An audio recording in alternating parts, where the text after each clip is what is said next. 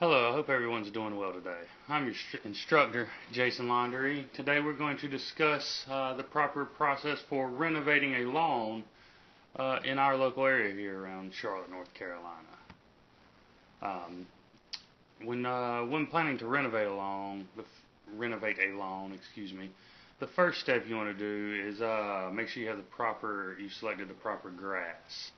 There's two different types. Usually, the way we'll talk about it, we'll discuss warm season grasses and cool season grasses.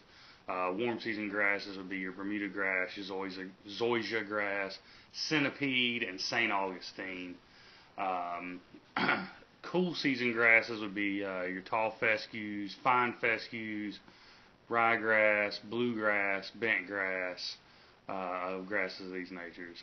In the Charlotte area, um, turf type tall fescue is the most common and probably your best choice for a lawn. That being, we get the most green out of it. It's a cool season grass, but is the most heat and drought tolerant of our available grasses. So that's why we use it. Being here in the transition zone that Charlotte is in, it is tough to get the perfect grass for our area. Fescue comes the closest for us. Many people also do like a zoysia lawn. That's a warm season grass. Those people are willing to have the brown yard in the wintertime. But those are a little more expensive to renovate or to start from the beginning because most of the desirable zoysia grasses are not available from seed. They are you have to sod or plug those. So those are why you don't see that as often. Um, so once you've chosen your grass, like I said, most people will go with fescue. The next thing that we need to know is the timing. And the timing will depend on which grass you're going with. If you're going with a cool season grass in our area, the best time to renovate, the best time to get that seed out is usually between about mid-September and mid-October. That's going to provide you the right weather, the right timing as far as allowing that grass to get established through the winter and have a good root system as it grows to our fall, winter, and spring, so that come summertime it has a good strong root system that can help it survive our hot summers. Now, if you've chosen a warm season grass such as zoysia grass, you'll want to seed in the spring. We usually say April 15th or mid-April to mid-May is a good time to get that seed out. We say mid-April because that makes sure we're beyond any bad frost days, because you would not want that seed to get germinated. Say we have some warm weather in March or even early April, and you get your seed out, it gets germinated, the plant starts to grow, and then we get a frost, a late frost. That late frost could kill your new young grass. That grass is not strong enough yet to withstand the frost. So we usually wait until April 15th. April 15th is a good cutoff date in our area that we do not really see any more frost days beyond mid-April. So these are your renovation times. Now, factor into those times, though, weed removal should happen before those times. Now, if you don't have many weeds in the lawn you're renovating, if it's just a few weeds here and there, you can literally walk around and pull those by hand to get those out of there. You don't want them there. They're going to compete with the grass you're trying to grow, and they don't look good. So let's go ahead and pull those by hand if it's a small bit. So you could do that right before you start your renovation if you're just going to have to pull a few by hand.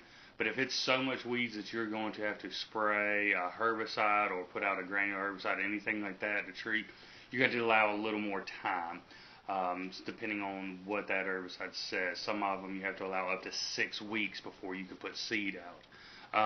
But that'll depend on depend on the herbicide. Read the label. The labels will tell you how long.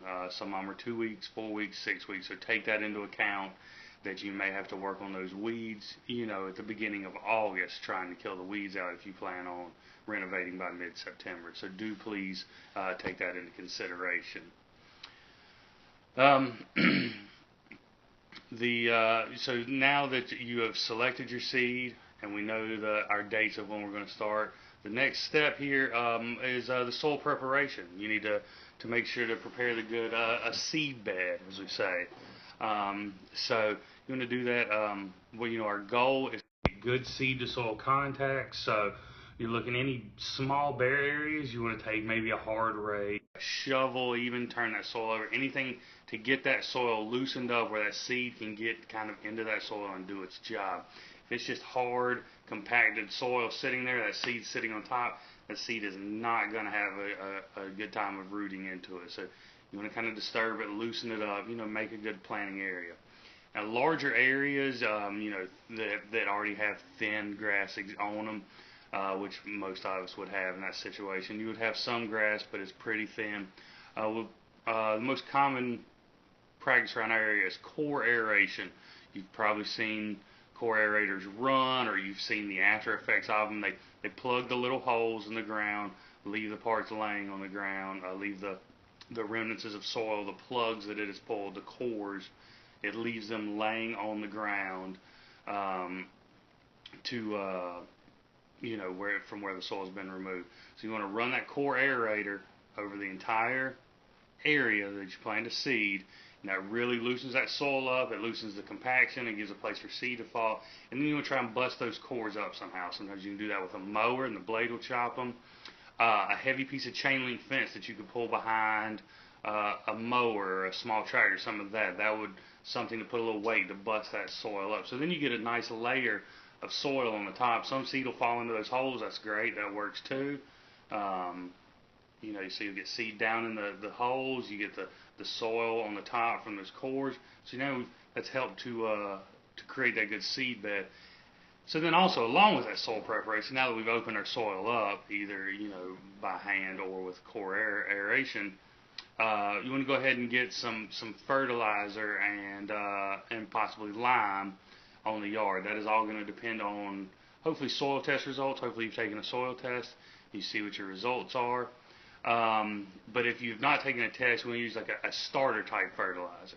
When we say a starter fertilizer, many times at your big box home improvement stores, they'll even be labeled starter fertilizer. That's why I say that.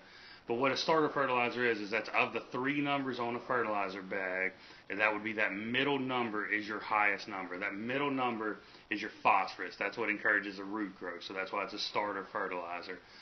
You'll see there's so many different variations, but that middle number is the high number in a starter fertilizer. But we still prefer soil tests. That would be the best way to go. Have a soil test, and you'll get your results, and you'll know exactly what your soil has and does not have, and what kind of fertilizer you need to. So next up, now we've prepped our soil, and we're ready to seed. So when we want to seed, we're going to preferably use a rotary spreader, because that will evenly distribute the seed. You may want to use a drop spreader around beds, sidewalks, some of that stuff where you don't want to throw seed.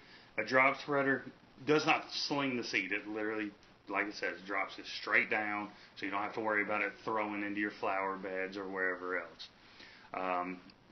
So we're looking for that good, even distribution of the seed.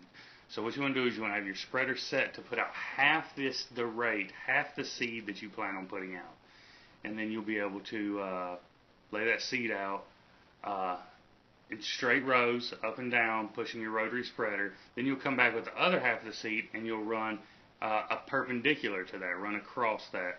That creates a good full coverage, good even coverage by going those 2 different ways. And we talked about the seed rate.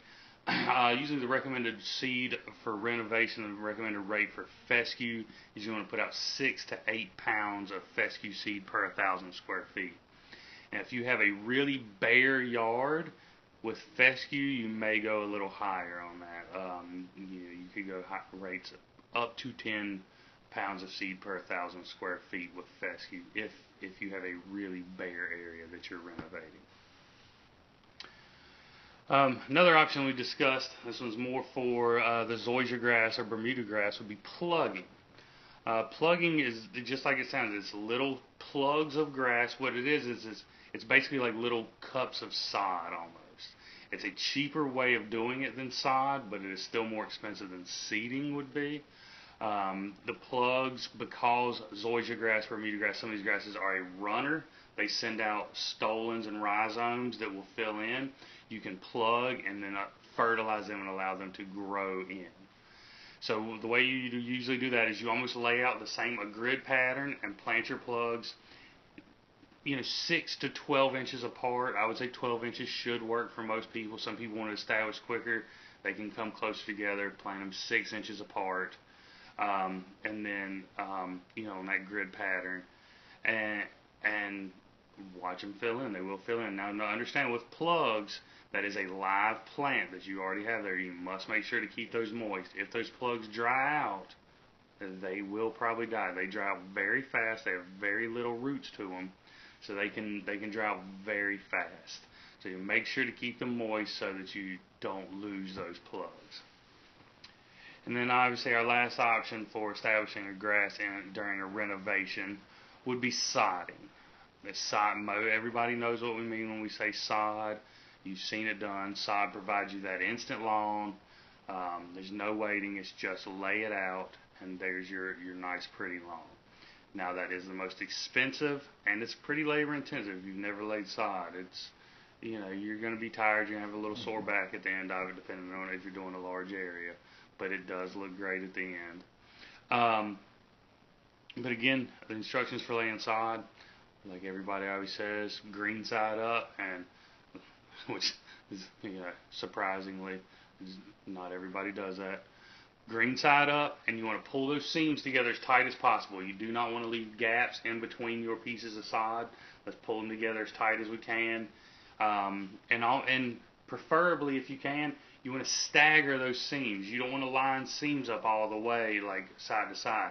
So if you can stagger it almost like a hardwood floor, in the long run, that's going to be better for you. It'll provide a smoother surface in the long run. Also, if you want to make sure you really have a smooth surface, you can come back with some topsoil or some sand into those seams, so that wood by the foot, it really does feel smooth. Sod, like plugs, and actually like seed also, again, make sure to keep it moist. Sod is thin, it does not have a big root system yet, so you must keep that top layer moist or you will lose your sod. So it is a constant light watering through multiple times throughout the day. So now we have our seed or our plugs or our sod out. Now we have to care for the grass after renovation to try and get it established before we change our management practices. So when trying to establish it, number one rule that we've already discussed, keep it moist. Multiple light sprinklings several times a day for usually the first maybe even couple of weeks. Definitely the first week, maybe even 2 weeks. You'll have to be able to look and judge off of what the plant's looking like. But chances are for the first few weeks, you're going to need to water multiple times a day, just light. We're only looking for that very top. That's where all the roots are right now on our seed, our sod, and our plugs. All the water's right at the top. Or all the seeds, all the roots are right at the top. So that's where we need our water to be. So you don't have to water heavy. And then, as the roots begin to grow down and establish, you can slowly start backing off the water, because that helps promote that deep root growth, where the roots have to chase water down. So you can start backing off your waterings until hopefully by the time you've mowed that yard 2 or 3 times, you can go to a full maintenance of an established lawn at that point. By the time that grass has grown enough that it's had to have been mowed 2 to 3 full times, that would be now considered an established lawn, and you can back off when we want to start watering deep and infrequent at that time. And you want to mow that area, again, this is back to the right after the renovation. You want to mow it and normally, as you normally would. Make sure your blades are sharp, but continue mowing it, and mow it low until that new grass gets up. You want to mow it low because you're taking that what's already there, any weeds, any other grass already there, and you're keeping them mowed low so that they're not competing for sun with your new sprigs, or new sod, plugs, or seed. That's what we're trying to get the light and the moisture to those, so you want to keep mowing. Again, you want to fertilize. Once you start getting it established, you can fertilize your cool season grasses, your fescue. You're probably going to fertilize, like we said, right at seeding. And then you're going to fertilize one more time, probably in like a mid-November-ish. We call that a winterizer fertilizer. That one's usually, as we said, the 3 numbers earlier, that would be you're looking for like a 2-to-1 ratio of that first number, which is nitrogen, and that last number, which is potassium. about a 2-to-1 ratio on those. The middle number can be a 0 or it can be a really low number. We've already gotten our phosphorus with that previous fertilizer. So now it's about the nitrogen and the potassium. Nitrogen gives you a good green color. That potassium is to really build that cell strength inside the plant to make it be able to really strengthen the plant up. With the warm season grass, on the other hand, that you've done in the spring, you can continue to fertilize that. Like fertilizer, half a pound of nitrogen every 2 weeks. That'll really help push that growth, and you can keep that up until you have seen it fully grown in, until that growing is complete. You can keep fertilizing like that, and that'll really help establish it. And then my last tip for care after renovation is try and keep all the traffic off of it that you can. You don't want people walking on it as you're trying to establish a new yard. So you want to keep traffic to a minimum if possible. But that should be it, and everybody should now understand how to grow in their yard, grow in their beautiful lawn. And I hope you enjoyed the presentation. Thank you.